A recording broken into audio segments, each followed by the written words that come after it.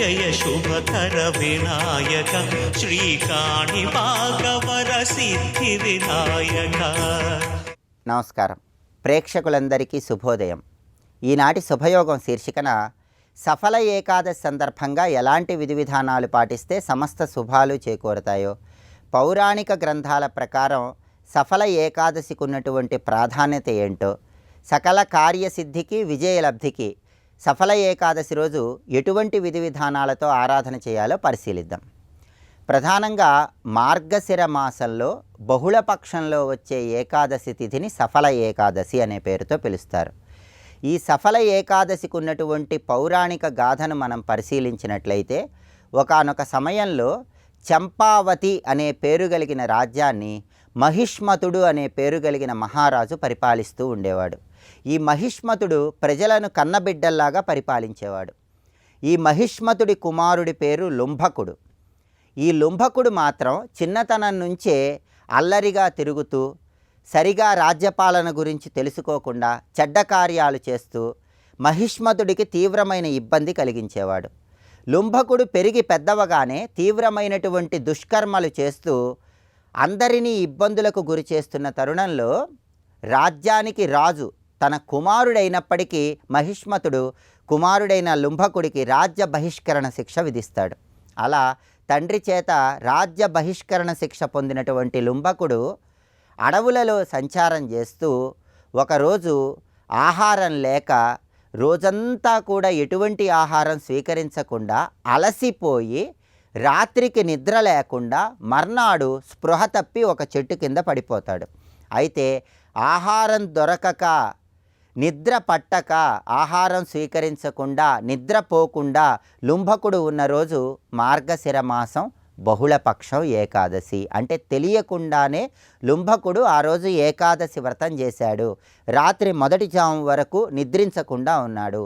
దీని ప్రభావం వల్ల స్పృహ తప్పి పడిపోయినటువంటి లుంభకుడికి విష్ణుమూర్తి ప్రత్యక్షమై, పూర్వజన్మలో చేసిన కర్మ ఫలితాల వల్లే ఇప్పటి వరకు బాధలు పడుతున్నావని చెప్పి లుంభకుడి మనసు మార్చి, ఆ తర్వాత మహిష్మతుడు కూడా తన కుమారుణ్ణి తిరిగి రాజ్యానికి తీసుకువెళ్ళేలాగా చేశాడు. ఆ తర్వాత లుంభకుడు మంచి మార్గంలో ప్రయాణం చేస్తూ ప్రతి సంవత్సరము మార్గశిర మాసం బహుళపక్షం ఏకాదశి రోజు అన్ని కార్యక్రమాలు నిర్వహించడంతో పాటు ఏకాదశి వ్రతాన్ని కూడా ఆచరించి తర్వాత పరలోక మోక్షప్రాప్తిని పొందాడని పౌరాణిక గ్రంథాలన్నీ తెలియజేస్తున్నాయి. అంటే అన్ని రకాలైనటువంటి దుష్కర్మలు తొలగింపజేసుకొని పనులన్నీ సఫలం చేసుకున్న ఏకాదశి కాబట్టి దీనికి సఫల ఏకాదశి అనే పేరు వచ్చింది.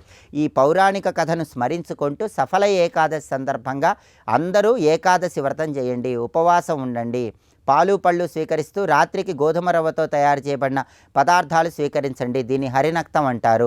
విష్ణు సహస్రనామ స్తోత్రాన్ని పఠించడం లేదా శ్రవణం చేయటం చేయండి. ఓం నమో నారాయణాయ, ఓం నమో భగవతే వాసుదేవాయ మంత్రస్మరణ చేయండి. విష్ణు ఆలయంలో ధ్వజస్తంభం దగ్గర దీపం వెలిగించండి. విష్ణు ఆలయంలో సమ్మార్జన చేయండి. శ్రీ మహావిష్ణువు సంపూర్ణమైన అనుగ్రహం వల్ల సమస్త శుభాలను సిద్ధింపజేసుకోండి.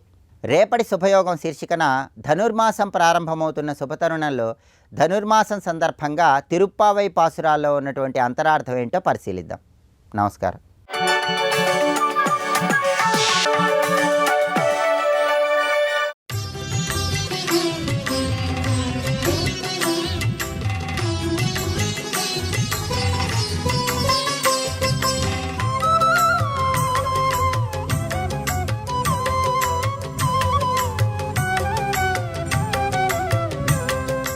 తోటల్లో లక్ష్మీదేవి ఉంటుంది. ఒక్కొక్క తోటలో లక్ష్మికి ఒక్కొక్క పేరు చెప్పారండి. సుశీల, కేతకీవని, కుందదంత, కుందవని. మల్లె తోటల్లో కుందదంత అనే పేరుతో ఉంటుందట. మొగలి తోటల్లో సుశీల అనే పేరుతో ఉంటుందట. ఇలా ఒక్కొక్క చోట ఒక్కొక్కటి. ఆ తల్లి అక్కడ ఉంటేనే ఆ తోట కళకళ, ఆ సస్యాలకి కళకళ, ఆ పచ్చదనమంతా లక్ష్మీ స్వరూపం. అలాగే వస్త్రముల యందు, సంస్కరింపబడినటువంటి చోట్ల యందు, ప్రతిమల యందు, దేవతాలయముల యందు ఈ తల్లి ఉంటుంది. మాణిక్యముల యందు, వజ్రముల యందు, పాలయందు. అందుకే పాలు, పసుపు, కుంకుమ ఇవన్నీ లక్ష్మీ స్వరూపములు. అలాగే నెయ్యి, నూనె కూడా లక్ష్మీ స్వరూపములే. అందుకే వీటికి మాత్రం మూతలు లేకుండా ఉండరాదు. పసుపు, కుంకుమ, పాలు, నెయ్యి వేటికి మూతలు లేకుండా ఉండరాదు. ఇంట్లో కూడా గుర్తుపెట్టుకోండి. కొందరు పసుపు ఇలా కుంకుమ చూపిస్తారు, వాడు మూతలు ఉండాలని మహాభారతంలో ఈ విషయం ఉన్నది. అక్కడ గుర్తు చేసుకొని చెప్పడం జరుగుతున్నది. ఈ తల్లిని మొట్టమొదటి పూజించింది నారాయణుడే. ఆ తర్వాత ఇంద్రుడు బాగా ఆరాధన చేసి వ్యాప్తి చేశాడు. ఈ తల్లిని ఆరాధించవలసిన రోజులంటే నిత్యము లక్ష్మీ పూజ చేయాలి. ప్రత్యేకించి భృగువారం, శుక్రవారం ఆరాధించడం ఒకటి. తిథులు యందు అష్టమి లక్ష్మికి చాలా ప్రీతి అయినటువంటిది. అష్టమి ప్రీతికరమైనది. పైగా శుక్లపక్ష అష్టమి మరొక విశేషము. భాద్రపద మాస శుక్లపక్ష అష్టమి మరీ విశేషము అని వర్ణించారు ఇక్కడ. ఈ భాద్రపద శుద్ధ అష్టమి లక్ష్మీ పూజకు విశేషం ఒకటి. ఈ రోజునే రాధాదేవి వృషభానుడు కుమార్తెగా పుట్టినటువంటి రోజు కూడా. అందుకే రాధాష్టమిని చేస్తారు బృందావనంలో.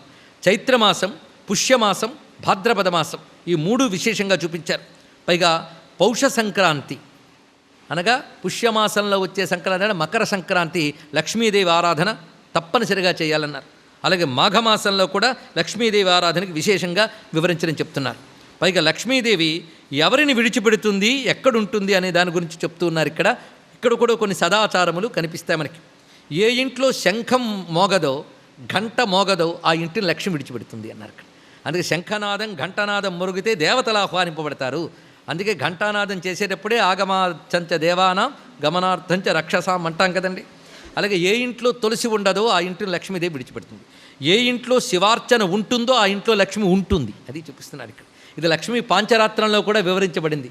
శివార్చన ఉన్న చోట లక్ష్మీదేవి ఉంటుంది అనే విషయాన్ని. అదేవిధంగా ఏ ఇంట్లో అతిథులు అభ్యాగతులు భోజనం చెయ్యరో ఆ ఇంటిని లక్ష్మీదేవి విడిచిపెడుతుంది. అంతేకాదు ఏ ఇంట్లో భగవద్భక్తులు నిందిస్తారో ఆ ఇంటిని లక్ష్మీదేవి విడిచిపెడుతుంది. అలాగే భగవద్భక్తిహీనులైన వారు ఉన్న ఇంటిని లక్ష్మీదేవి విడిచిపెడుతుంది. విష్ణు తిథులు యందు భుజించేవారు అంటే ఆహార నియమం లేకుండా ఉండేవారిని లక్ష్మీదేవి విడిచిపెడుతుంది. అలాగే విష్ణు నామాన్ని విక్రయించే చోట లక్ష్మీదేవి విడిచిపెడుతుంది. ఇలా చాలా చాలా విశేషాలు చెప్పారు. ఇక గడ్డిని ఎవరైతే గోరుతో గిల్లుతారో వారిని లక్ష్మి విడిచిపెడుతుంది. లక్ష్మి మన ఒంటిని విడిచిపెడితే ఒంటుకున్న కళ పోతుంది. ఆరోగ్యము, ఉత్సాహము, ఆనందము, జ్ఞానము, ప్రసన్నత ఇవన్నీ లక్ష్మీ గుణాలు, పాజిటివ్ థాట్స్. లక్ష్మి విడిచిపెట్టిందంటే అన్ని నెగిటివ్ థాట్సే. భయము, శోకము, ఎక్కడికి ఏ పనులు మొదలెట్టినా దెబ్బతినేయడం ఇవన్నీ కనబడతాయి. లక్ష్మి ఉంటేనే ఉత్సాహము, ఉల్లాసము, ధైర్యము, విజయము అన్నీ ఉంటాయి. సిద్ధి అన్నీ ఉంటాయి. సిద్ధలక్ష్మి, మోక్షలక్ష్మి, జయలక్ష్మి, సరస్వతి కదా. అందుకు లక్ష్మి ఎప్పుడూ విడిచిపెట్టకుండా ఉండాలంటే ఎలా ఉండాలో చూపిస్తున్నాడు. తృణం చిన్నత్తిన ఖరై స్థైర్వాయో విలేఖేన్ మహీం.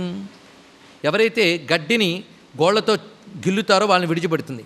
అలాగే పాదాలతో నేలను రాస్తే, పాదాలతో వేళ్లతో కొందరికి అదుగు దురలవాటు, వారిని విడిచిపెడుతుంది. అలా గోళ్ళు కొరికే వారిని విడిచిపెడుతుంది. ఇవన్నీ వివరిస్తున్నారు. ఏ ఇంటికి బ్రాహ్మణుడు వచ్చి నిరాశగా వెళ్ళిపోతాడో ఆ ఇంటిని లక్ష్మి విడిచిపెడుతుంది. సూర్యోదయ సూర్యాస్తమయ సమయాల్లో నిద్రపోయే వారిని, భోజనం చేసేవారిని లక్ష్మి విడిచిపెడుతుంది. అలాగే దివా శయనము, దివా మైథునము చేసేవారిని లక్ష్మి విడిచిపెడుతుంది. ఆచారహీనుణ్ణి విడిచిపెడుతుంది. అలాగే తడికాళ్లతో నిద్రపోయేవాడిని, ఇక వాచాలుడు అంటే నిరంతరం పనికిమాలిన వాగుడు వాగేవాడిని లక్ష్మీదేవి విడిచిపెడుతుంది. శిరస్నానం చేసేటప్పుడు తలకు నూనె రాసుకుని ఆ చేత్తో శరీరంలో ఏ అవయవాన్ని తాకినా వాళ్ళ లక్ష్మి విడిచిపెడుతుంది. అలాగే ఏ వ్రతము చెయ్యకుండా ఉన్నవారిని, సంధ్యావందనము చెయ్యని వాడిని, విష్ణుభక్తి లేనివాడిని, జీవహింసకుణ్ణి, దయలేని వాడిని లక్ష్మి విడిచిపెడుతుంది. హరిపూజ, హరపూజ, లక్ష్మీ పూజ, దుర్గా పూజ చెయ్యని వారిని లక్ష్మీదేవి విడిచిపెడుతుంది. ఇవి వివరిస్తున్నారు. ఇవి గమనించుకుని దాని ప్రకారంగా ప్రవర్తించవలసిన విధానం ఉన్నది. ఈ విధంగా లక్ష్మీదేవి యొక్క విశిష్టతని తెలియజేస్తూ మరొక ప్రత్యేకమైన దేవత గురించి చెప్తున్నారు. ఇది ప్రధానాంశ స్వరూపము. అంశ అనగానే భాగము, ముక్క అనే భావం కూడదు. అంశ అనగా స్వరూపము. అగ్నిలోంచి కొంత భాగం తీసినా అదంతా మళ్ళీ అగ్నియే, ఇది మర్చిపోరాదు. అలాంటి భవ్యమైన ఒక ప్రధానాంశ. ఇది కనబడుతున్న అమ్మ. కనబడుతున్న అమ్మ అంటే చాలామందికి ఇప్పటికే స్పష్టమైపోతుంది. గంగాదేవి. ఆ తల్లి గురించి విశేషంగా మనకి దేవీ భాగవతంలో ఉన్నది. 2 దేవీ భాగవతాల్లో ఉన్నాయి. అయితే ఇంకొక దేవీ భాగవతం మనం ప్రస్తావన చేసుకున్నాం. వ్యాసదేవుడికి అమ్మవారి యొక్క పాదపద్మంలో కనిపించినటువంటి భాగవతం. అందులో గంగ చరిత్ర చాలా ఆనందంగా, ఆశ్చర్యకరంగా కనిపిస్తున్నది. ఇప్పుడు మనం అనుకుంటున్న అనేక విషయాలకి ప్రామాణికమైన అంశములు అందులో కనిపిస్తున్నాయి. గంగ అనగానే మనందరికీ శివపత్ని గుర్తుకొస్తుంది. ఆ శివపత్ని అనే అంశము ఇవన్నీ చాలా స్పష్టంగా చెప్పబడుతున్నాయి. అలాగే విష్ణు పాదోద్భవ ఎలా అయ్యిందో వివరించారు. ఇవన్నీ కూడా మనకి తెలియబడుతూ గంగా చరిత్ర మనకి దేవీ భాగవతంలో విశేషంగా ఉన్నది. అయితే ఈ గంగా చరిత్ర సాక్షాత్తు శివుడు నారదునికి చెప్పినట్లుగా మనకు కనబడుతున్నది. ఆ గంగా చరిత్రను ఆధారంగా తీసుకుని 2 దేవీ భాగవతాల్లో అంశములు మేళనం చేసుకుంటూ మనం ఇప్పుడు గంగారాధన చేసుకుందాం. అమ్మవారు ముందు దక్షుని పుత్రికగా ఉద్భవించారు, సతీదేవిగా. కానీ దక్షుడు అయోగ్యుడవడం చేత, పైగా శివుడు కూడా నువ్వు దక్షపుత్రికవి కదా, నా మాట ఏం వింటావు అన్నట్ట. దక్షయజ్ఞానికి వెళ్తానంటే దక్షపుత్రికవి కదా అన్నందుకు ఆవిడ కోపం వచ్చిందండి. నేను ఆయన శక్తినే నన్ను పట్టుకుని దక్షుడు కూతురు అంటాడా? మొత్తానికి ఆయన మాటలో ఒక అర్థం ఉన్నది, నేను ఇంక దక్షుడు కూతురుగా ఉండకూడదు అని నిర్ణయించుకుని ఆ దేహాన్ని త్యజించింది యోగమాయా శక్తితో. ఆడ తర్వాత దేవతలందరూ అమ్మవారు ఎప్పుడైతే అంతర్ధానమైన ఆహాకారాలు ఎత్తిపోయారు, తల్లి రూపత్యాగంతో లోకానికి శక్తి లేకుండా పోయింది, సర్వలోకములు శక్తిహీనములయ్యాయి. అప్పుడు మళ్ళీ అమ్మవారిని ప్రార్థన చేస్తే ఆ తల్లి చెప్తున్నది, తిరిగి నేను అవతరిస్తాను. అయితే నేను పూర్ణ రూపంగా అవతరించాలంటే దానికంటే ముందు అంశరూపంగా అవతరించాలి. పూర్ణ రూపంగా అవతరించడానికి మీ తపస్సులు పండాలి, తగిన కాలం రావాలి. హిమవంతుడి తపస్సు కూడా ఇంకా పూర్ణత్వం పొందాలి. ఈ లోపల నేను లోకరక్షణ కోసం అంశరూపంగా అవతరిస్తాను. ఆ అంశరూపం ఏది అంటే గంగగా ముందు వస్తాను, తర్వాత పూర్ణ రూపంతో గౌరీగా వస్తాను అని చెప్పినది. ఆ చెప్పిన ప్రకారంగానే హిమవంతునికి మేనాదేవికి కుమార్తె కలిగింది ముందు అంశరూపంతో. ఆ కుమార్తె పేరు గంగా. ఇది మొట్టమొదటి అమ్మాయిగా కలిగింది.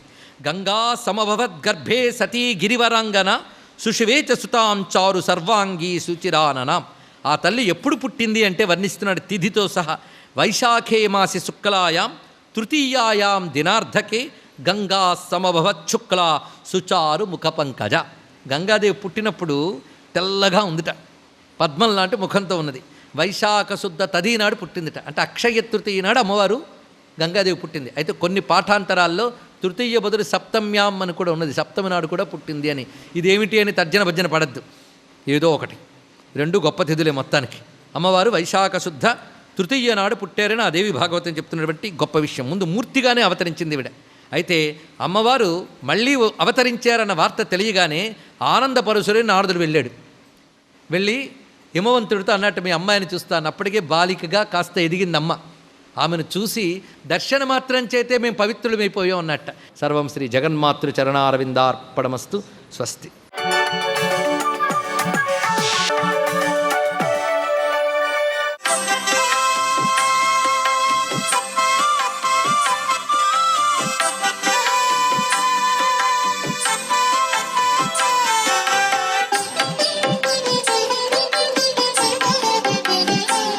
ఓం నమో నారాయణాయ, ఓం నమః శివాయ, శ్రీమాత్రే నమః. ఈరోజు సోమశేఖరుడికి ప్రీతికరమైన సోమవారం అయినప్పటికీ మార్గశీర్ష మాసరీత్యా చాలా విశిష్టవంతమైనటువంటి ఏకాదశి తిథి. ఏకాదశి అనగానే సాక్షాత్తు ఆ విష్ణుదేవునికి చాలా ప్రీతికరంగా చెప్పుకుంటాం. సఫలైకాదశి అంటారు. తెలిసి చేసినా తెలియక చేసినా ఉపవాసం ఉన్న వాళ్ళకి పరిపూర్ణమైనటువంటి ఆరోగ్యము ఐశ్వర్యము కలుగుతాయి ఈ ఏకాదశి తిథి. ఏకాదశి నాడు ఉపవాసం ఎవరైతే ఉంటారో, తెలియకుండా ఉపవాసం ఉన్నా సరే అది సత్ఫలితాన్నే ప్రసాదిస్తుంది అన్నమాట. ఏకాదశి ఉపవాసాలు ఆచరించే వ్యక్తుల జీవితాల్లో నిండు 100 ఏళ్ల జీవనం ఉంటుంది. అంటే వారికి ఆయుష్ 100 ఏళ్ల పాటు జీవించడానికి ఆస్కారం ఉంటుంది అని. మనవాళ్ళు మనవరాళ్ళు ముందు మనవాళ్లతో కూడా జీవితాన్ని గడపడానికి ఆస్కారాన్ని ఆ యొక్క శ్రీమన్నారాయణమూర్తి అనుగ్రహాన్ని ఇస్తాడుట. ఏకాదశి తిథికి అంత గొప్ప విశేషకరం. అందుకే ప్రతి ఏకాదశిని ఉపవాసంతో కనుక ఎవరైతే పాటిస్తారో వారికి సంపూర్ణమైనటువంటి నారాయణుని యొక్క దివ్య అనుగ్రహం ఉంటుంది అని చెప్పేసి, ఏకాదశి తిథి తర్వాత వచ్చే ద్వాదశి పారాయణ చేసుకొని బ్రాహ్మణునికి కానీ వేద పండితులకు కానీ పిలిచి భోజనం పెడితే అద్వితీయమైనటువంటి ఐశ్వర్యం కూడా తొలతూగవచ్చు అని శాస్త్రం. అంబరీషుడు ఏకాదశి ఉపవాసాలు ఆచరించాడు. ద్వాదశి పారాయణ చేస్తుంటే దుర్వాస మహాముని వచ్చినప్పుడు భోజనం చేయవలసింది అన్నాడు. ఆయన వెళ్ళి స్నానం చేసి వస్తానని వెళ్ళి ఆలస్యంగా వచ్చేటప్పటికి ఆ ద్వాదశి గడియలు అయిపోతున్నాయి. అందుచేత నీటిని ఆయన స్వీకరించాడు అంబరీషుడు. నువ్వు నన్ను భోజనానికి పిలిచి ఈ విధంగా అవమానం చేస్తావా అని చెప్పేసి, అనేక జన్మలు ఎత్తాల్సింది అని చెప్పేసి శపించడం జరుగుతుంది. 10 జన్మలు అని. ఆ జన్మల యొక్క ప్రభావాన్ని సాక్షాత్తు విష్ణుమూర్తి తీసుకున్నాడు. ఆయన ఏవైతే అన్నాడో ఆ యొక్క జన్మలన్నీ కూడా ఈ యొక్క అంబరీషుడు కోసం విష్ణుమూర్తి స్వీకరించాడు. భక్త రక్షకుడు కదా ఆయన. అందుచేతనే 10 అవతారాలు ఎత్తాల్సి వచ్చిందన్నమాట. ఇది అందరికీ తెలిసిన కథే, కానీ దీని వెనకాల పరమార్థం ఏంటంటే విష్ణుమూర్తి తన భక్తులను అనుక్షణం కూడాను రక్షించి తీరుతాడు. సర్వే జనా సుఖినో భవంతు.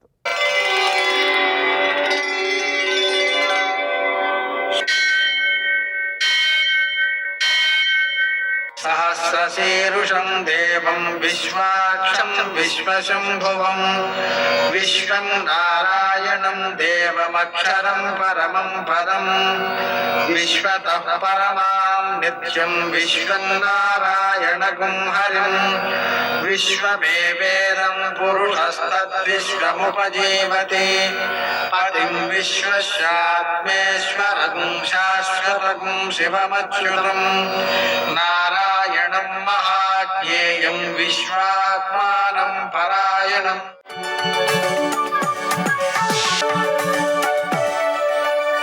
సూర్యశౌర్యమథేందురింద్రపదవీ సన్మంగళం మంగళం. మృత్యుంజయాయ రుద్రాయ నీలకంఠాయ సంభవే అమృతేశాయ శర్వాయ మహాదేవాయ తే నమః. నేటి కాలమాన విశేషాలను గమనిద్దాం. స్వస్తి శ్రీ చాంద్రమాన విశ్వావసనామ సంవత్సరం దక్షిణాయనం హేమంత ఋతువు మార్గశిర మాసం కృష్ణపక్షం సోమవారం. సూర్యోదయం 6:42 సూర్యాస్తమయం 5:40. తిథి ఏకాదశి రాత్రి 9:20 వరకు. నక్షత్రం చిత్త మధ్యాహ్నం 11:08 వరకు. వర్జం సాయంకాలం 5:26 నుంచి 7:14 వరకు. దుర్ముహూర్తం మధ్యాహ్నం 12:33 నుంచి 1:17 వరకు. మరల మధ్యాహ్నం 2:45 నుంచి 3:28 వరకు. అమృతకాలం తెల్లవారుజామున 4:15 నుంచి 6:03 వరకు. రాహుకాలం సోమవారం కాబట్టి ఉదయం 7:30 నుంచి 9 గంటల వరకు. అష్టగురుగ్రీత్యా శుభప్రదమైన సమయం ఉదయం 11 గంటలకి. నేటి విశేషం సోమవారం. వైష్ణవులకు, మాధ్వులకు, స్మార్తులకు కూడా ఏకాదశి. దీన్ని సఫల ఏకాదశి అని అంటారు. అంటే ఈ ఉపవాసం ఆచరించడం ద్వారా ఫలితం కోరుకున్నది సిద్ధిస్తుంది అని అర్థం. ఈ ఆచరణ ద్వారా సత్ఫలితాలు సిద్ధిస్తాయి. అలాగే సోమవారం కాబట్టి మనం శ్వేతాక్షతలతో శివునికి ఆరాధన చేసుకోవడం ద్వారా మనస్సు ప్రశాంతి లభిస్తుంది. ఏకాదశి కాబట్టి రాత్రంతా జాగారం ఉండడం, నామస్మరణ చేయటం ఉత్తమ ఫలితాలను అందజేస్తుంది. ఈరోజు రాత్రి 4:10 తెల్లవారుజామున ధనుస్సంక్రమణం జరుగుతోంది. ఆ కారణంగా రేపటి నుంచి ధనుర్మాసం ప్రారంభమవుతుంది. నేటి ఆణిమిత్యాలు.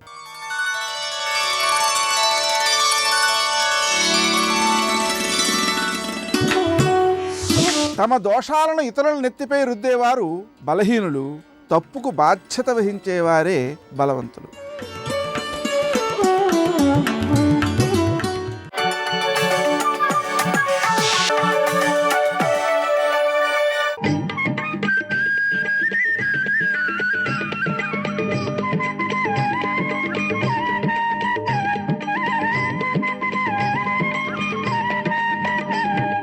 సుబ్రహ్మణ్యం సుబ్రహ్మణ్యం షణ్ముఖనాథ సుబ్రహ్మణ్యం సుబ్రహ్మణ్యం సుబ్రహ్మణ్యం షణ్ముఖనాథ సుబ్రహ్మణ్యం.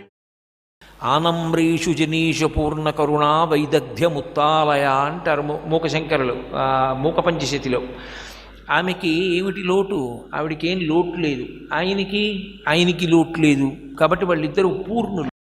అటువంటి వాడికి ఎప్పుడైనా శాస్త్ర సంబంధమైనటువంటి విషయాన్ని చెప్పేటప్పుడు నేనింతవరకు ఎలా చెప్తున్నానో అంతకన్నా చాలా బాగా ఈ విషయం చెప్పాడే అన్నవాడు ఒకడు దొరికితే తనకన్నా బాగా వాడు చెప్పాడన్నటువంటి తన తృప్తియే తను పరాజయాన్ని పొందాడనడానికి కారణం.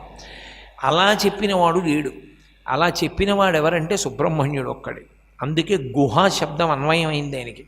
గుహ అన్న మాటకు అర్థం ఏంటంటే ఆత్మస్వరూపి అని. లోకంలో ఎంగిలి చేయబడినటువంటి వస్తువు అన్నది లేదు సృష్టిలో ప్రతి వస్తువు ఎంగిలి. ఎందుచేత అంటే మనం తింటే కదండి ఎంగిలి అనుకోకండి. నేను దాని గురించి మాట్లాడితే అది ఎంగిలి అయిపోతుంది. ఎందుకంటే నేను మాట్లాడినప్పుడు నేను నోటితో మాట్లాడతాను, నా నాలుకల మీదకి అది వచ్చింది కాబట్టి అది ఎంగిలైపోయిందని గుర్తు. లోకంలో ఏదైనా ఎంగిలవుతుంది. ఎంగిలి కానిదంటూ ఉంటే ఒక్కటే ఉంటుంది. ఏది అంటే ఆత్మ. దాన్ని వాక్కులతో చెప్పడం కుదరదు, అనుభవంలోనే మిగులుతుంది. ఇక ఎంగిలి కానిదేది అంటే ఆత్మ. అంతకన్నా పవిత్రమైనది వేరొకటి లేదు. రాశీభూతమైనటువంటి ఆత్మ యొక్క స్వరూపమే సుబ్రహ్మణ్యుడు. అందుకే ఆయన బ్రహ్మజ్ఞాన సంపన్నుడు, నైష్ఠిక బ్రహ్మచర్యంతో ఉంటాడు. అటువంటి వాడు ఒకానొకప్పుడు పరమశివుడి దగ్గరికి వచ్చి ఒక మాట అన్నాడు. నాన్నగారు, ప్రణవం గురించి నేను ఒక విషయం చెప్పాలనుకుంటున్నానన్నాడు. అసలు రాశీభూతమైన ప్రణవమే పరమశివుడు. చాలా మంచిది చెప్పు అన్నాడు. నాన్నగారు, ఒక సంప్రదాయం ఒకటి ఉంది లోకంలో. ఏదైనా ఒక విషయాన్ని జిజ్ఞాసువై వినాలి అనుకుంటే, అంటే నాకన్నా తెలియనిది చెప్తాడేమో అని అనుకుంటే చెప్పేవాడు ఎత్తు మీద కూర్చోవాలి, వినేవాడు కింద కూర్చోవాలి. అది మర్యాద. అలాగే కూర్చుంటాను. శివుడు కింద కూర్చున్నాడు, సుబ్రహ్మణ్యుడు పైన కూర్చున్నాడు. ప్రణవం యొక్క వ్యాఖ్యానాన్ని చెప్పాడు. చెబితే పరమశివుడు సంతోషించి ఒక మాట అన్నాడు, నాకు సత్కారమైనది అన్నాడు. అంటే ఇన్నాళ్ళు నేను ప్రణవానికి ఏ అర్థం చెప్తున్నానో అంతకన్నా బాగా ఇవాళ నువ్వు చెప్పావు. అంటే శివుడు అర్థమైన వాడు సుబ్రహ్మణ్యుడు. శివతత్వమునందు గొప్పతనం ఏమిటంటే, ఒక కొడుక్కి తండ్రి బాగా అర్థమైనవాడు, ఒక కొడుకు తండ్రిని వదలనివాడు. లోకంలో కొడుకు అన్న శబ్దం చేత తండ్రి ఎక్కువ ప్రీతి ఎందుకు పొందుతాడు అంటే, ఆ కొడుకు దూరంగా ఉంటే తండ్రి సుఖపడతాడు అని లేదు. ఒక పురుషుడు అనుభవించేటటువంటి సుఖములలోకెల్లా చాలా గొప్ప సుఖమేది అని అడిగితే పుత్రగాత్ర పరిష్వంగము అని నిర్వచనం చేశారు. కుమారుణ్ణి కౌగిలించుకోవడం, కుమారుడితో కలిసి అన్నం తినడం, కుమారునితో కలిసి ఒక చూరు కింద పడుకోవడం, కొడుకుతో కలిసి ఉండడం, కొడుకుని ముట్టుకోగలగడం, తండ్రిని కొడుకు పలకరించడం, ప్రేమతో మాట్లాడడం, ఇంతకన్నా ఐశ్వర్యం తండ్రికి ఉండదు. అందుకే శాస్త్రం ఎరిగిన పెద్దలు ఒక వయస్సు వచ్చిన తరువాత ఏ ఉద్యోగ కారణంగానో కొంతకాలం దూరంగా ఉన్నా నేను పెద్దవాడిని అవుతున్నాను అనగానే కొడుకు దగ్గరికన్నా వెళ్ళిపోతారు. అది వంశంలో సంప్రదాయం అయితే కొడుకు పెద్దవాడయ్యాడు అని అనుమానం వస్తే వానప్రస్థానికి వెళ్ళిపోతారు. ఒక చోట అంటారు, దిలీప మహారాజు భోజనం చేస్తున్నాడు సుదక్షిణాదేవితో. రఘుమహారాజు గారు లోపల ప్రవేశించి గట్టిగా పిలిచాడు ఎవరినో. గట్టిగా పిలిస్తే అన్నం తింటున్న దిలీపుడు తలెత్తి చూశాడు. సుదక్షిణాదేవి వంక చూసి అన్నాడు, నీ కొడుకు యొక్క వక్షస్థలం మీద వెంట్రుకలు వచ్చాయి, వాడికి పురుష చిహ్నములు కనపడుతున్నాయి, వాడి కంఠం పురుష కంఠం అయింది, ఇప్పుడు ఆడతనం పోయింది ఆ కంఠంలో, వాడు పురుషుడయ్యాడు, రాజ్యాన్ని ఏలగలడు, వానప్రస్థానికి వెళ్ళిపోదాం అని పట్టాభిషేకం చేసి వెళ్ళిపోయాడు. ఇక్ష్వాకు వంశం అంతా కూడా వానప్రస్థానికి వెళ్ళడం అలవాటుగా ఉన్న వంశం. కొడుకు పెద్దవాడై అంటే ప్రయోజకుడై, తండ్రి పెద్దవాడైతే సంప్రదాయజ్ఞులైనటువంటి వారు ఇక వేరుగా ఉండరు, కొడుకు దగ్గరికి వెళ్ళిపోతారు తప్ప కొడుకు కన్నా వేరుగా తండ్రి జీవించకూడదు. అది శాస్త్రంలో మర్యాద కాదు. అందుకే మీరు చూడండి, ఒక్కొక్క ఊరి గౌరవం ఆ ఊరిలో ఒక వ్యక్తి ఉండడం వల్ల వస్తుంటుంది. ఒక్కొక్కసారి మా ఊరి గౌరవం ఏమిటంటే, మా ఊళ్ళో ఆయన ఉన్నారండి అంటారు. ఆయన కూడా వెళ్ళిపోతాడు ఆ ఊరు విడిచిపెట్టి. ఏ కారణానికి వెళ్ళిపోతాడంటే కొడుకు దగ్గరికి వెళ్ళిపోవడానికి వెళ్ళిపోతాడు. అలా వెళ్ళిపోవాలి కూడా, అదే న్యాయం, అదే శాస్త్రం. కాబట్టి పెద్ద కొడుకు తండ్రి దగ్గరే ఉండాలి అంటే దాని అర్థం కొడుకు తండ్రి దగ్గరన్నా ఉండాలి, తండ్రి కొడుకు దగ్గరన్నా ఉండాలి. పరమశివుడు ఆ విషయంలో ఆయనంత ఆనందాన్ని అనుభవించేటట్టుగా చేసినటువంటి కొడుకున్నవాడు ఆయనే. హేరంబేచ అని, హేరంబ అన్న శబ్దానికి అర్థం ఏంటంటే ఎప్పుడూ తండ్రి దగ్గర ఉండువాడు, ఎప్పుడూ తండ్రికి దగ్గరగా ఉంటాడు. అందుకే విఘ్నేశ్వరుడికి పరమశివుని కన్నా దూరంగా వేరొక చోట ఉండే అలవాటు లేదు. పెద్ద కొడుకు దగ్గరగా ఉండడం తండ్రికి ప్రీతిపాత్రం. మహాజ్ఞాని అయినటువంటి రెండవ కొడుకు ఎక్కడున్నా తండ్రికి సంతోషం. అందుకే సుబ్రహ్మణ్యుడు పరమశివుడు పక్కన ఉంటాడని మీకు ఎక్కడ శాస్త్రంలో లేదు. ఆయన కొండల మీద ఉంటూ ఉంటాడు, ఎన్నో చోట్ల కొండల మీద వెలిసి ఉంటాడు. విఘ్నేశ్వరుడు ఒక కొండ మీద వెలిశాడని ఉండదు. ఎందుకో తెలుసా? విఘ్నేశ్వరుడు ఓ కొండ మీద వెలిశాడండి, చాలా చోట్ల అనేక కారణాలకు అక్కడ ఉంటూ ఉంటాడు, తత్వం చెప్తూ ఉంటాడంటే అది శివుడికి ఇబ్బందికరం. అది లోకానికి మర్యాద నేర్పుతూ ఉంటుంది శివ కుటుంబం ఎప్పుడూ కూడా. ఎందుచేత అంటే ఒకటే కారణం. శంకరాచార్యులు వారు శివానంద లహరిలో చెప్తారు, నిత్యాయ త్రిగుణాత్మనే పురజితే కాత్యాయని శ్రేయసే సత్యాయ ఆద్య కుటుంబిని అని పిలిచారు. అది ఆది కుటుంబం. కాబట్టి ఆ కుటుంబం లోకానికి అంతటికీ మర్యాద నేర్పుతూ ఉండాలి. అందుకే పెద్ద కుమారుడైన విఘ్నేశ్వరుడు ఎప్పుడూ పరమశివుడి పక్కన ఉంటాడు. మహాజ్ఞాని అయినటువంటి సుబ్రహ్మణ్యుడు ఆయనకి ఇక్కడే ఉండాలని ఉండదు, అంతటా తల్లిదండ్రుల్ని చూడగలడు. అందుకే ఆయన లోకానుగ్రహం చెయ్యడం కోసమని వివిధ పర్వత శిఖరముల మీద వెలిసి ఉంటాడు. అటువంటి వాడు పరమశివుని యొక్క కోర్కె తీర్చాడు. ఎలా అంటే తండ్రి పరాభవ స్వరూప సమ్మానమును పొందాడు. నా కొడుకు నేను ఇన్నాళ్ళు చెప్పిన దానికన్నా బాగా చెప్పాడు అనిపించుకున్నాడు. అందుకే మీరు ఎప్పుడైనా ఒక విషయం గమనించండి, శివతత్వమునందు మీకు ఒకటి కనపడుతుంది. ఎప్పుడెప్పుడు శివుడికి ఏదైనా కించిత్ ఇబ్బంది కలిగినటువంటి విషయం కలిగితే విఘ్నేశ్వరుడు దాంట్లో జోక్యం చేసుకుంటాడు. జోక్యం చేసుకుని దాన్ని చక్కదిద్దుతాడు. మీరు కాశీఖండం చదివితే మీకు బాగా అర్థమవుతుంది. కాశీఖండంలో ఒకానొకప్పుడు కాశీపట్టణాన్ని పరమశివుడు ఓ కారణానికి విడిచిపెట్టవలసి వచ్చింది. ఆయనకి కాశీపట్టణం మీద ఉండేటటువంటి ప్రేమ అటువంటిది. అందుకే పరమశివునికి ముగ్గురు ఇల్లాండ్రు అంటాడు శ్రీనాథుడు. అది గౌరి ఒక్కతే మరియు గంగ ఒక్కతే, కాశీ ఒక్కతే అన్నాడు. కాశీపట్టణం ఆయనకి భార్యతో సమానం అన్నాడు. అంత ఇష్టం. ఆమెను విడిచి ఉండలేకపోయాడు శివుడు. అప్పుడు డుంఠి గణపతి అన్న పేరుతో విఘ్నేశ్వరుడు చొరవ చేశాడు. చేసి శివుడు కాశీపట్టణం రావడానికి కారకుడయ్యాడు. భౌతికంగా బయట ఇబ్బంది వచ్చినా, రాక్షస సంహార ప్రక్రియ జరుగుతున్నా విఘ్నేశ్వరుడు ఎప్పుడూ ఆయన పక్కన ఉంటాడు. ఎప్పుడైనా జ్ఞాన సంబంధమైనటువంటి విషయం వచ్చిందనుకోండి, అక్కడ సుబ్రహ్మణ్యుని పాత్ర ఉంటుంది, విఘ్నేశ్వరుని పాత్ర ఉండదు. ఇద్దరు కొడుకులు అంత ప్రయోజకులు కావడం ఆ తల్లిదండ్రుల యొక్క ఆనందానికి కారణమైంది కాదు, అది మన ఆనందానికి కారణమైంది. ఎందుకో తెలుసా? భర్త పాపం ఆయనకి ఇది లేదన్నా ఆదిశక్తి ఆవిడ శక్తిని ఆయనకి వాడాలి. ఏమిటో పెద్ద కొడుకు పాపం కొంచెం వెనకబడ్డాడండి అంటే ఆవిడ శక్తిని ఆయనకి వాడాలి. రెండో కొడుకేనండి కొంచెం ఇబ్బంది, వాడికి ఏమిటో చదువు రాలేదంటే ఆదిశక్తి అయినటువంటి అమ్మవారు పిల్లాడికి వాడాలి. ఇప్పుడు ఆదిశక్తి అయిన అమ్మవారు తన శక్తిని వాడడానికి తన కుటుంబంలో ఎవరికి అవసరం ఉంది? పరమశివుడు పూర్వుడు, పెద్ద కొడుకు ప్రయోజకుడు, రెండవ కొడుకు జ్ఞాని. ఎవరికి ఉపయోగించాలి ఆవిడ శక్తి? అందుకని ఎవరికి ఉపయోగిద్దామని ఆవిడ చూస్తుంటుందిట, నోటితో అడగక్కర్లేట. ఆనమ్రేషు జనేషు పూర్ణ కరుణ వైదగ్ధ్యముత్తాలయ అన్నాడు. వెళ్ళి ఓసారి ఇలా అంటే చాలుట, అబ్బా వీడోడు దొరికాడు రా నేను ఇవ్వడానికి, లేకపోతే ఏం చేసుకొని ఈ శక్తిని వాడిని ఉద్ధరిస్తుంటుందిట ఆవిడ. అమ్మా నీకు అటువంటి భర్త కొడుకులు ఉండడం మా అదృష్టం, నీ అదృష్టం కాదన్నారు మూకశంకర్. అలా పుత్రాదిచ్చేత్ పరాజయం. పరమశివుడికి ఎప్పుడో ఉండిపోయినటువంటి ఆ కోర్కెని తీర్చినటువంటి మహాజ్ఞాని సుబ్రహ్మణ్యుడు. అందుకే మీరు సుబ్రహ్మణ్యావతారంలో ఉన్నటువంటి చమత్కారాన్ని గమనిస్తే మీకు ఒకటి అర్థం అవుతుంది. ద్వైమాతురాయ నమః అని ఒక నామం ఉంది. అది యథార్థమునకు ఎవరికి చెప్తామంటే విఘ్నేశ్వరుడికి చెప్తాం.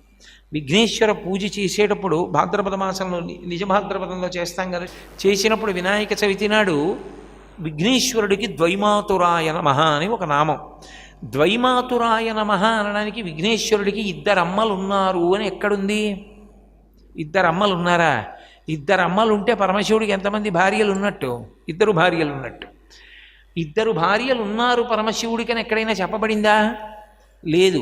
ఒక్కతే భార్య పరమశివుడికి పార్వతీదేవి. మరి గంగా భరించాడు కాబట్టి భర్తృశబ్దం అన్వయమైంది తప్ప భార్యా శబ్దం అన్వయం అవదావిడికి. సర్వం శ్రీ ఉమామహేశ్వర పరబ్రహ్మార్పణమస్తు. స్వస్తి.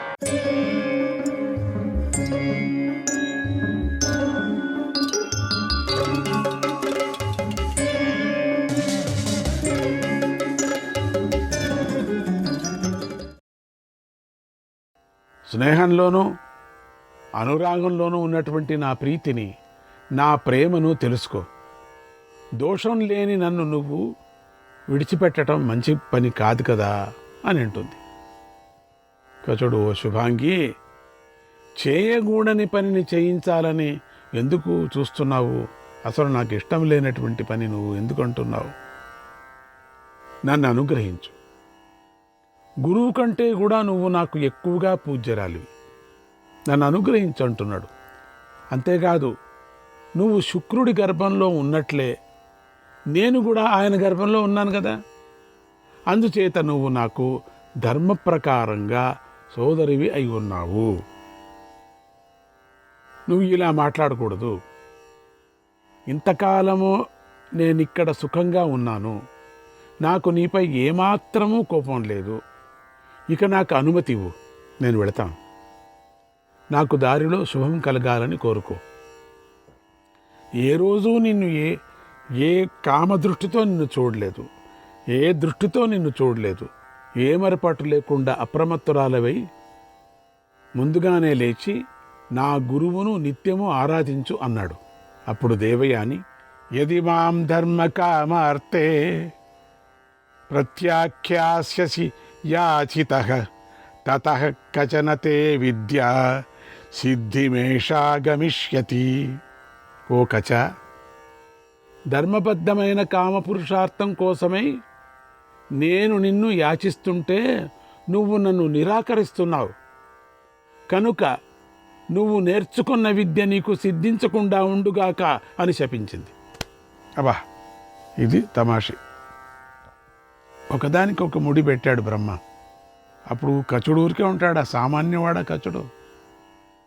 శాపానికి ఇంకో శాపం. కచుడు కోపించి, నువ్వు గురుపుత్రివి కావటం చేత నేను నిన్ను నిరాకరించాను, నీలో దోషం ఉందని తిరస్కరించటం లేదు. నీతో పాణిగ్రహణం చెయ్యటానికి గురువుగారు కూడా నాకు అనుమతి ఇవ్వలేదు. కనుక నీ ఇష్టమైంది నువ్వు చేసుకోవచ్చు. నేను ఆర్షధర్మాన్ని అనుసరించి చెబుతున్నాను. నీ శాపానికి నేను అర్హుడిని కాను. కామవశురాలవై శపించావు, కానీ ధర్మంతో కాదది. నువ్వు కామంతో నన్ను శపించావు కాబట్టి. నా పూర్ణంగా ధర్మంతో నన్ను శపించుంటే ఆ శాపం నన్ను అంటుకొనేది. కానీ నువ్వు కామంతో శపించావు. అందువల్ల నువ్వు కోరినట్లుగా నీ కోరిక తీరదు. ఋషిపుత్రుడు ఎవడు కూడా నిన్ను పెళ్లి చేసుకోడు. ఫలిష్యతి నతే విద్య యత్ త్వం మామాత్తతథ అద్యాపయిష్యామి తుయం తస్య విద్యా ఫలిష్యతి. నువ్వు నన్ను శపించిన విధంగానే ఈ మృత సంజీవిని విద్య నాకు ఫలించదు. పర్వాలేదు, కానీ నేను నేర్పిన వాడికి ఈ మృత సంజీవిని విద్య ఫలిస్తుంది అని కచుడు వేగంగా దేవలోకానికి వెళ్ళాడు. అప్పుడు దేవతలు ఇంద్రుణ్ణి అనుసరించి వెళ్ళి బృహస్పతిని పూజించారు.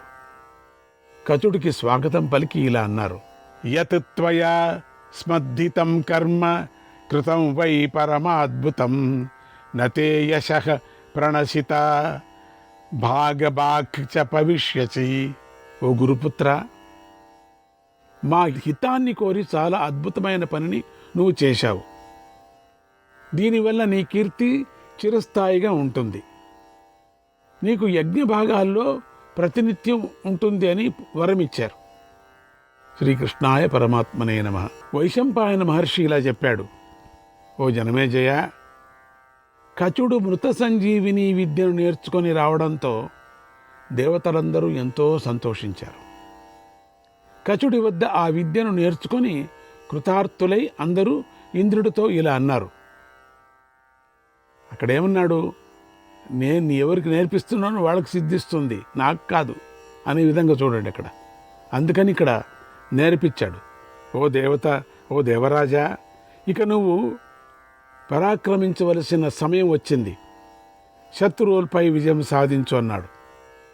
ఇంద్రుడు అలాగే అని భూలోకానికి వచ్చి ఒక వనంలోకి ప్రవేశించాడు. ఆ వనం చైత్రరథంలాగా ఉంది. అక్కడ కొంతమంది స్త్రీలు జలక్రియలు ఆడుతూ ఉన్నారు. ఇంద్రుడికి వారెవరో తెలిసిపోయింది. వారి ద్వారా శుక్రుడికి దానవులకు విరోధం కలిగించాలని సంకల్పించాడు. వాయు రూపాన్ని ధరించి వారి యొక్క వస్త్రాలన్నీ కలగాపొలగం చేసి వెళ్ళిపోయాడు. ఆ కన్యలందరూ నీటి నుండి పైకి వచ్చి కుప్పగా ఉన్న వస్త్రాల నుంచి తమ వస్త్రాలను గబగబా లాక్కున్నారు. ఆ తొందరలో వృషపర్వుని కూతురైనటువంటి శర్మిష్ఠ, ఆ శర్మిష్ఠ దేవయాని వస్త్రాన్ని తీసుకొని కట్టేసుకుంది. అది దేవయాని చూసి కోపించింది. ఆ వస్త్రం కోసం వారి మధ్య కలహం ఏర్పడింది. దేవయాని శర్మిష్ఠతో, ఓ ఆసురీ, శిష్యురాలవై ఉండి కూడా పెద్ద చిన్న చూసుకోకుండా నా వస్త్రాన్ని ఎందుకు కట్టుకున్నావు? సత్ప్రవర్తనను విడిచిపెట్టిన నీకిది మంచిది కాదు కదా. నువ్వు కట్టి విడిచిన బట్టను నేను కట్టుకోను, అసలు ముట్టుకోను అంది. ఆ మాటలకు శర్మిష్ఠ కోపించి, ఓ యాచకురారా, నా తండ్రి అయిన వృషభపర్వుడు కూర్చున్న పడుకున్న నీ తండ్రి అయినటువంటి శుక్రుడు క్రింద నిలబడి వినయంగా వంది మాగుదుడిలాగా మాటిమాటికి స్తుతిస్తూ ఉంటాడు. అలా జీవిస్తున్నాడు. అందుచేతను యాచిస్తూ స్తుతిస్తూ దానాన్ని పుచ్చుకునేటువంటి యాచకుడి కూతురవు నువ్వు. ఓ భిక్షుకి, నీ తండ్రి చేత స్తుతించబడుతూ ఎప్పుడూ కూడా ఏది పుచ్చుకోకుండా దానం చేసే వృషభ పర్వుడి పుత్రికను నేను, తెలిసిందే, వృషపర్వుడి యొక్క పుత్రికను నేను అనింది. నువ్వు ఎంత పరితపించినా, నిందించినా, ద్రోహం చేసినా, నాపై కోపించినా నేను నిన్ను లెక్క చేయను. ఇద్దరికీ వచ్చింది, మహారాజు కూతురికి, గురువుగారు కూతురికి. ఎక్కువగా మాట్లాడకు, మర్యాద ఉండదు. మాట్లాడితే నా దాసీల చేత ఈడ్చి బయటికి గంటిస్తానంది. శర్మిష్ఠ తన గొప్పతనాన్ని గురించి, ఆమె తక్కువతనాన్ని గురించి అంతగా చెప్పినా దేవయాని కోపాన్ని తట్టుకోలేక శర్మిష్ఠ వస్త్రాన్ని లాగింది. శర్మిష్ఠ కోపించి అక్కడే ఉన్నటువంటి పాడుపడ్డ నూతిలోకి దేవయానిని త్రోసేసి వెళ్ళిపోయింది. పాపపు చింతగల శర్మిష్ఠ దేవయాని మరణించి ఉంటుందని భావించింది. ఆ శర్మిష్ఠ చాలా దురహంకారం ఉంది, పాప చింతన చేసేటువంటిది. గురువు కూతురని కూడా ధిక్కరి అట్లా పారేసింది, బావిలో తోసేసింది. అది మామూలు బావులు కావు, అప్పటి బావుల్లో ఎన్నో కిలోమీటర్ దూరంలో ఉండిపోతాయి కింద అటువంటి బావులు. ఎందుకంటే ఒకప్పుడు వాళ్ళంతా కూడా భూమిలో అమృతం దొరుకుతుంది అని తవ్వేవారట. నీళ్లు దొరికినా కూడా తవ్వి పెట్టేవారు. నిజంగా కూడా ఒక్కొక్క లేయర్కి ఒక్కొక్క నీళ్లు దొరికేవట అప్పట్లో. అందుకని ఆ బావిలో ఉండే నీళ్లు మంచివి అనేవారు. ఇప్పుడు ఆ బావి ఏం కాదులేండి, ఇది అదే బావి అనుకోవద్దండి. ఏదో ఒక బావి తోసేసింది. అంతలో అక్కడికి నహుషుడి కొడుకైనటువంటి యయాతి వేటకై వచ్చాడు. వేటలో ఆయన బాగా అలసిపోయాడు. నీరు కోసం వెతుకుతూ కనిపించిన పాడుపడ్డ బావిలోకి తొంగి చూడగా అతడి దేవయాని కనిపించింది. ఆమెను యయాతి ఓదారుస్తూ ఇలా అడిగాడు, ఓ కళ్యాణి, నువ్వెవరు? ఎందుకు దుఃఖిస్తున్నావు? గడ్డితోనూ లతతోనూ కప్పబడిన ఈ బావిలో నువ్వు ఎలా పడ్డావు? నువ్వెవరి కూతురు? నిజం చెప్పు అని అడిగాడు. అప్పుడు దేవయాని, ఓ భాగ్యవంతుడా, దేవతల చేత చంపబడిన దైత్యులను తన విద్యతో తిరిగి బ్రతికిస్తున్న శుక్రుడి కూతురు నేను ఇలా కూపంలో పడ్డానని నా తండ్రికి ఇంకా తెలియదు. ఇంతకీ మీరెవరు? చక్కని రూపం, బలపరాక్రమాలతో కూడి ఉన్నారు. మీరు ఈ ప్రాంతానికి ఎందుకు వచ్చారు అని అడిగింది. యయాతి, నేను నహుషుడి కుమారుణ్ణి. నా పేరు యయాతి. వేటకై వచ్చాను. మృగాలను వేటాడుతూ అలసిపోయాను. దాహం తీర్చుకుందామని ఇక్కడికి వచ్చాను. గడ్డి పొదలతో ఉన్నటువంటి ఈ బావిలో నువ్వు నాకు కనిపించావు అన్నాడు. దేవయాని, రాజా, నా కుడి చేతిని అందిస్తున్నాను, పట్టుకొని నన్ను ఉద్ధరించు. నువ్వు ఉత్తమ వంశంలో పుట్టినవాడువు, శాంతుడవు, పరాక్రమవంతుడవు, నాకు ఇష్టమైన వాడు. నీ గురించి నాకు బాగా తెలుసు, ముందుగానే నేను తెలుసుకున్నాను. నన్ను ఉద్ధరించు, నన్ను పాణిగ్రహణం చెయ్యి, నన్ను పైకి లాగు. ఈ కూపం నుండి నన్ను ఉద్ధరించటానికి నువ్వే తగిన సమర్థుడివి అంది. యయాతి ఆమె బ్రాహ్మణ స్త్రీగా తెలుసుకొని తన కుడి చేతిని అందించి పైకి లాగి, స్వేచ్ఛగా వెళ్ళు, ఇక నీకు భయం లేదు అన్నాడు. దేవయాని, ఓ రాజా, నా చేతిని పట్టుకున్నావు కనుక నువ్వు నాకు భర్తవు అవుతావు. నువ్వు నాకు ప్రియమైన వాడు, నన్ను నీతో తీసుకొని వెళ్ళు అంది. యయాతి, ఓ భామిని, నువ్వు విప్రకన్యవు, నేనో క్షత్రియుడిని, కనుక మనది తగిన సంబంధం కాదు. నీ తండ్రి శుక్రుడు లోకానికి గురువు, నువ్వు ఆయన పుత్రికవు. జాగ్రత్త, ఆయన వల్ల నాకు భయం ఏర్పడవచ్చు, అందువల్ల మన సంబంధం యోగ్యమైనది కాదు అన్నాడు. అప్పుడు దేవయాని, ఓ రాజా, ఇప్పుడు నా మాటను పాటించకపోతే నా తండ్రి ఆజ్ఞతోనే నిన్ను వరిస్తాను. అప్పుడే నువ్వు నా యోగ్యతను తెలుసుకుంటావు, నన్ను చేపడతావు. ఇక వెళ్ళు అంది. యయాతి నగరానికి వెళ్ళిపోయాడు. శుక్రుడు దేవయాని ఎంతసేపైనా రాకపోయేసరికి కంగారు పడి దాదిని పంపాడు. దాది వెతుకుతూ ఒక చెట్టు కింద ఏడుస్తున్నటువంటి దేవయానిని చూసి ఇలా అంది. ఓ శుభాంగి, నీకేం జరిగింది? ఎందుకు కూర్చొని ఏడుస్తున్నావు ఇక్కడ ఈ చెట్టు కింద? మీ నాన్న కంగారు పడుతున్నాడు, నీ తండ్రి నిన్ను పిలుస్తున్నాడు, ఏం జరిగిందో చెప్పు అంది. దేవయాని చెప్తుంది, దాది, ఆ శర్మిష్ట నన్ను బాధించింది, అవమానించింది. అందుచేత నేను వృషపర్వుడి నగరంలోకి అడుగుపెట్టను. తొందరగా వెళ్ళి ఈ విషయాన్ని నా తండ్రికి చెప్పు అంది.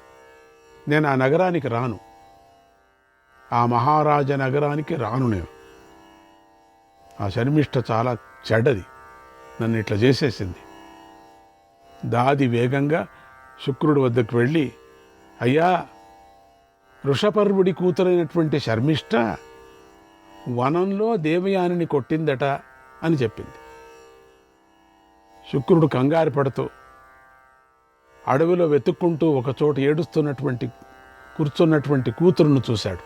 కూతురంటే ప్రాణం, అందుకని దేవయానిని దగ్గరకు తీసుకొని ఓదారుస్తూ ఇలా అన్నాడు.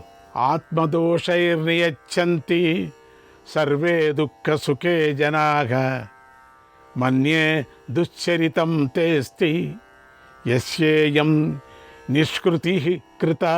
శ్రీకృష్ణాయ పరమాత్మనే నమః.